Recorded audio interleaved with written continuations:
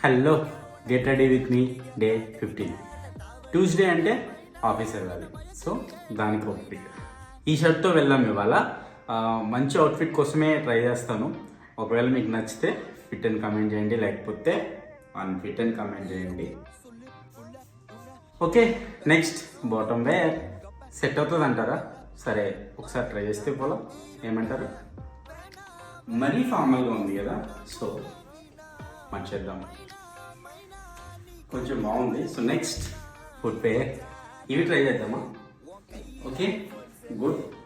So ఇదన్నమాట outfit ఇవాళ. ఓ sorry